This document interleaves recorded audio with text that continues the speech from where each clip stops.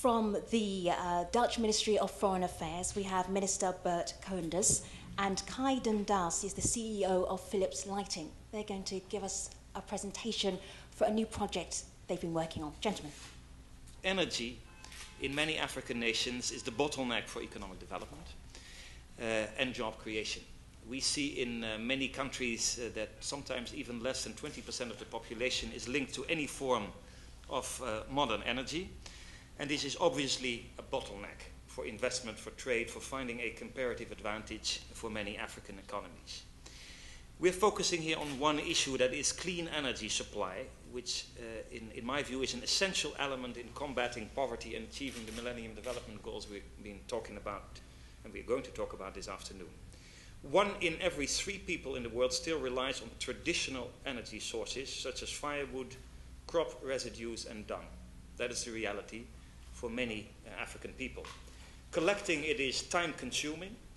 Its use is often very bad for the environment. Let's start on the issue of kerosene lamps. They provide light, but they are unhealthy and fire hazards and are of poor quality, and you will find them in most places in Africa. Everybody in Africa knows this. What is more, the sharp rise in oil prices in recent years has made them relatively expensive. Millions of people in rural Africa cannot work in the evening, and children cannot do their homework. So that's an economic disinvestment, you could say. And without access to modern energy, development opportunities are frustrated and the quality of life is extremely limited. Access to modern energy is a precondition for development. I think that's one of the key areas we will have to work on in finding more independent African economies. Now, we as a Dutch government have earmarked 500 million euros for renewable energy. These funds will be used for energy supply in developing countries through renewable energy sources with a focus on Africa. And by providing a high-quality product designed to meet the needs of the local market, the rechargeable solar lamp will finally give the poor access to reliable electric light, even in places where there is no electricity grid, because it's very expensive to build. But it's crucial that the price of the final product is lowered without affecting the utility of the product. We've seen these kerosene prices go up. Now, our partnership, and I think this is very key in what the President was saying, how can we make sure that aid is functioning in the context of strengthening future African economies? Public-private partnerships are key in my view, and they are not easy, because you have to manage expectations from both sides.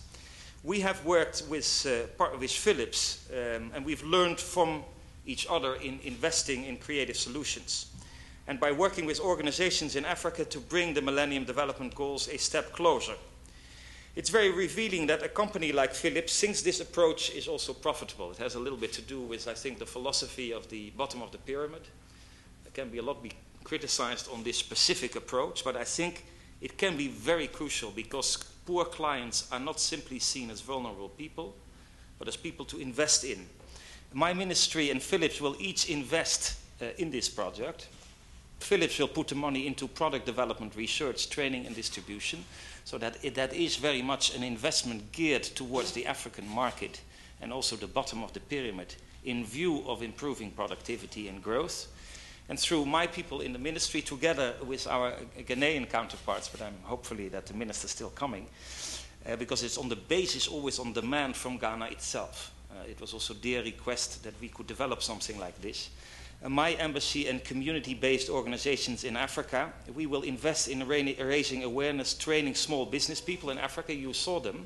I think the distributors are key, because these villages are sometimes very spread out, so the distributors have to go there. The distribution channels, by the way, can not only be used by Philips, but also by other corporations, so it's not a monopoly creating. At the same time, Philips is willing to invest in these type of products that are quite keen to be used for the local people. And NGOs work, for instance, in microcredit to ensure that these lamps can be bought. They are cheaper in the end than the kerosene, but of course you first have to buy it. And the credit is essential, otherwise it doesn't work. But in the end it's much cheaper than the kerosene polluting lamps that exist. So these type of arrangements, public-private partnerships on finding distribution channels, working with local people, and the local government, I think it is a possibility of working on one of the bottlenecks, I think, for economic growth in economies, that is energy for the poor. Africa as a market is at the moment less than 1% of the total sales of Philips lighting worldwide. And if you just look at the map of the world from space, you see that there's so much potential for lighting there. So it's only in my own interest that I need to invest in that market. Most of the other countries where we have huge market shares are so-called on-grid countries. So we said we need to come up with off-grid solutions that people can recharge it using biomass, solar, or whatever alternative energy. When the Dutch ministry announced that they would work on this project, which we call SESA, we said we would like to be considered as a partner. Why? Because we have done similar projects in India on our own. And the fact of the matter is, if you do it alone, you get some success. But if you do it together as government, and not only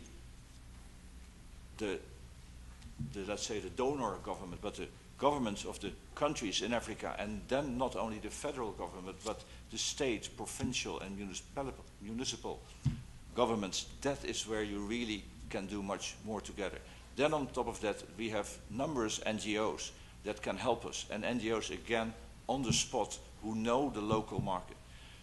The third important design principle is that you have to respect the local trade infrastructure. I cannot do the job of the gentleman with the truck. I cannot do physical distribution in Ghana or any other country. I cannot offer microfinance because I'm not a bank. So we need to respect and encourage these. This is a lantern which has a battery in it which is rechargeable, and we have invested a lot of technology in that battery because it's a rapid charge battery and it lasts for 9 hours, because that is the amount of time that people normally need in the evening. And so during the day you can recharge it either using a solar panel, but if you have access to wind energy or biomass, any other source which gives 12-volt input, you can do it. There is a so-called compact fluorescent energy-saving bulb in it, which gives pleasant, good light. The disadvantage is that it draws a lot of wattages. So the new generation are the so-called LEDs. And I don't want to glare you with it, but this gives a different light and you can hang it as well. The advantage of LEDs is that it gives different light, bluish light, but the amount of time you can also have it, we can toggle it so you can do it in different, if you need a lot light or less light. The amount of energy it needs, wattages from a battery, is much lower. So that's why it has the future. The problem is these are so-called high brightness, high power LEDs, and they cost still a fortune.